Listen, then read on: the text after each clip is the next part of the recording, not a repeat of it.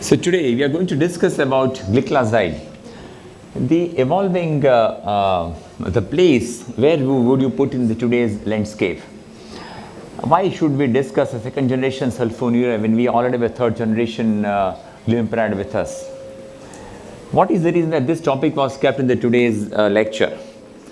There are two reasons, very strong reasons, that will come at the end of the talk, that why should we have gliclazide in our armamentarium and why we should use that molecule also judiciously.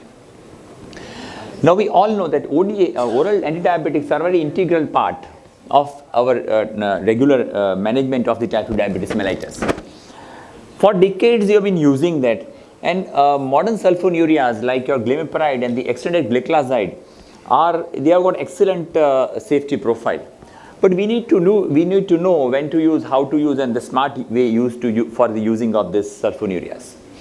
If you talked about the story of the sulfonylureas, the story started in 1942, and from the 1942 it evolved and it ended with the 2023 JADE study, where the Joint Asian Diabetes Evaluation Report very clearly stated that sulfonylureas cannot be dumped in the background, because we have a patient profile which needs an economical treatment, which needs the HbA1c. Every patient won't be ready for insulin. So you need to have a molecule which is as good as metformin, which is as good as reducing your HbA1c in your clinical practice, and which has got a comparatively acceptable side effect profile.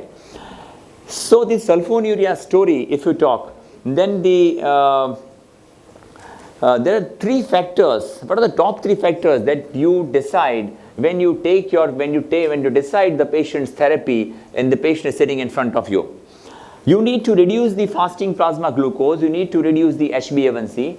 You need to know that this patient should not be having any significant risk of hypoglycemia when I'm putting this particular OHA in the given treatment. It should be in the guideline. It should be in the recommendation. The cost of therapy should be affordable, and it should protect from complications. So this is the basic fundamental thing that me and you all take care when we prescribe a given particular medication when the patient comes to us. Now we talk of gliclazide. There is a rapid fasting plasma glucose reduction in the given trials when the gliclazide extended release was used compared with the metformin FDC.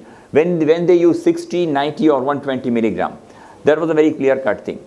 Now, if we talk of the efficacy of these molecules, metformin compares very nicely with the sulfonylureas of around 1 to 2%. As you can see in the chart, most of these molecules, the remaining molecules, would be in the range of 0.5. It starts from 0.5 to 1.4, your pioglitazones. Alpha-glucosidase would be around 0.5 to 0.8. Glinides would be 0.5 to 1.5. And the DP4 would be 0.5 to 0.9. And SGLT2 would be 0.5 to 0.9. So, when we talk of this glycemic management, a pillar for the reduction of the diabetes complications, because this is a trial that very clearly shown that whatever way you want, whether you want to, when the patient comes to you with a diagnosis of diabetes, whether you want early intensive insulin initiation, whether you want sulfonylureas to be started at the first instance, which we generally don't, whether you use any of the current molecules, but if you reduce the molecule, if you reduce the HbA1c, if you reduce the glucose very fast in the first diagnosis of diabetes, you are going to have the advantage of metabolic legacy. So the reduction in diabetes complications should be there when you take care of the glycemia, when you take care of the blood pressure, when you take care of the lipids, and when you take care of the agents which has got the cardiovascular benefits and no toxicity.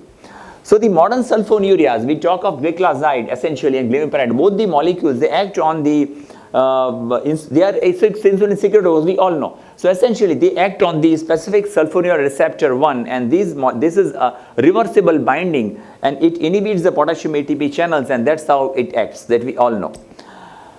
The real world evidence of this gliclazide very clearly showed that the gliclazide or the gliclazide metformin combination is an effective molecule to be used in Indian group of patients, and a longitudinal study very clearly proved that it is very much usable molecule, very less used molecule, but a molecule that should be used. Patients on gliclazide modified release had 51% more likely to achieve the target HbA1c of more if of 6 less than or equal to 6.5%. Glycemic control with your gliclazide extended release based on the 229 studies with the subset of 1,21,914 subjects very clearly showed, as you can see in the slide, it had a maximum reduction compared to all other molecules. You have an improved control with progressive up titration across the spectrum. There was 1.78% decrease with HbA1c across the spectrum and 2.3% reduction in the mean HbA1c range of 8 to 10. Now came the GUIDE study. GUIDE study directly compared our gliclazide extended release versus glimepiride. It was at least as effective as glimepiride. If you ask me, it is more effective in practice. Hypoglycemia with modern sulfonylureas very clearly said that in monotherapy, if you use glimepiride, it is 8.9%. The moment you use gliclazide extended release, add on to that, you have a significant 50% reduction in your given results that you get. 70% less when there is combination of the metformin. Then there was a study to assess the hypoglycemia risk in persons with diabetes who are on sulfonylureas with fairly controlled diabetes with an HbA1c of 7 to 8.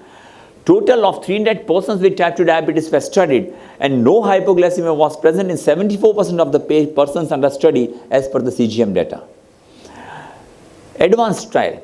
Advanced trial also very clearly showed that the intensive arm, 81.1% patients were able to manage the HbA1c reduction to less than 7%. Not only that, but 21.3% could achieve less than 6%. It can safely be used during Ramadan. The studies very clearly have shown that it can be safely used, and the proportion of the patients reporting more than one symptomatic episodes of during Ramadan was very low. Another important factor that we have in patients when you use sulfonylurea is weight gain. Now this gliclazide has an advantage that the weight gain is comparatively much less compared to the glimepiride. The modified release gliclazide has an advantage. So that is one of the advantages that when we use gliclazide in our clinical practice. In advanced trial, VRT, ECHO advanced very clearly showed that the advanced trial showed that significant weight gain was not there. In fact, over 5 years, people had noted weight neutrality. Now, we talk of the CV outcomes, the cardiac safety as far as the gliclazide is concerned, because it specifically has got an affinity towards the pancreatic SUR1 receptors. It has got a specific cardiac safety, studies are very clearly shown, and there is a selectivity for the pancreatic potassium ATP channels which preserves the protective ischemic preconditioning in the given group of patients. The advanced trial very clearly showed that it reduced the risk of the major macro and the microvascular events and the all-cause mortality compared to the standard regimen. The reduction in the risk was similar to the patients irrespective to their ASCVD risk. Friends, it has got a lower CV risk compared to other secretagogues, insulin secretagogues. Danish registry very clearly it is shown us. It has very clearly shown, all the trials have shown that it lowers all-cause mortality and CV-related mortality risk. It did not increase the risk of CV stroke. Not only that, but the association of the glucose lowering outcomes with cardiovascular outcomes with this umbrella review very clearly showed that the MACE was significantly favorable.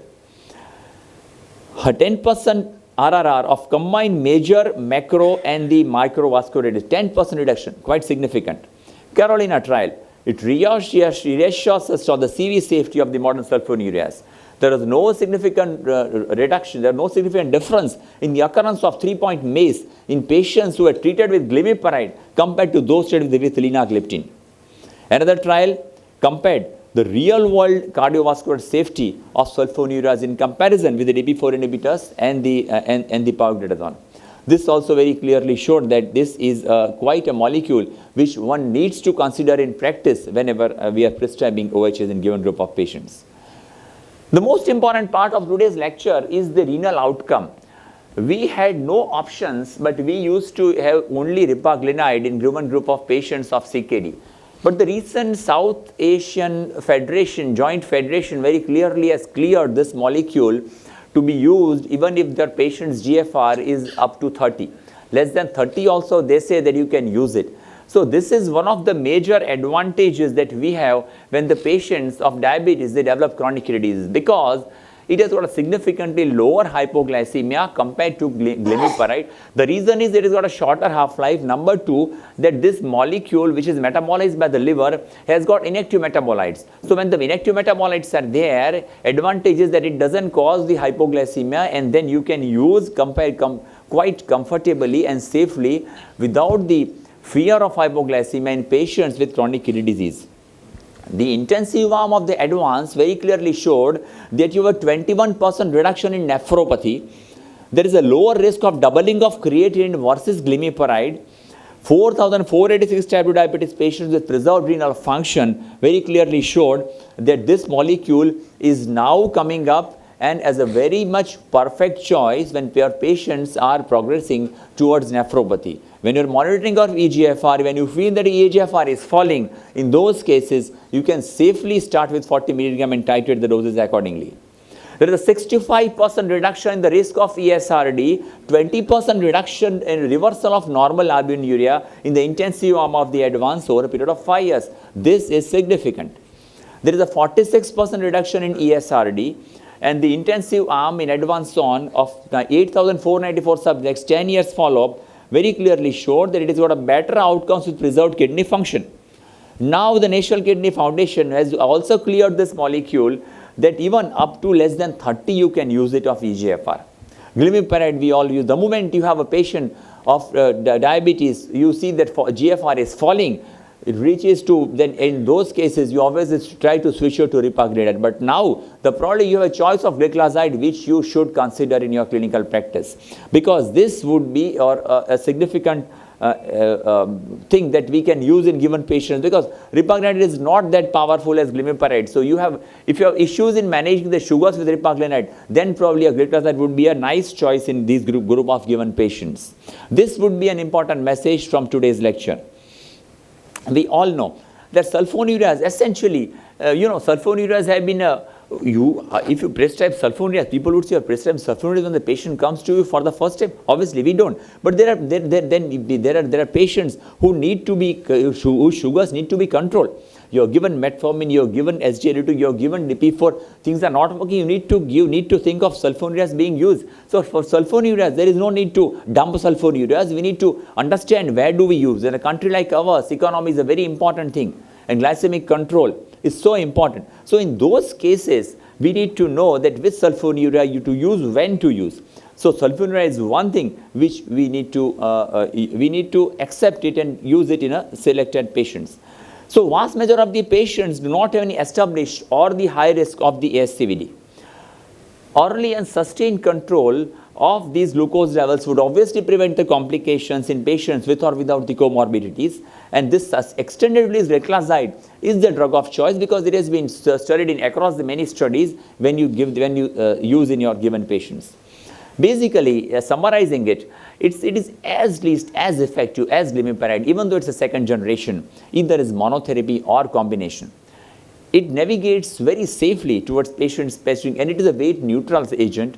It has got a favorable CV outcomes. What else do you need in a given molecule? You have a CV safe, you have a renal safe, you have a weight neutral. This is what actually would somebody want in clinical practice.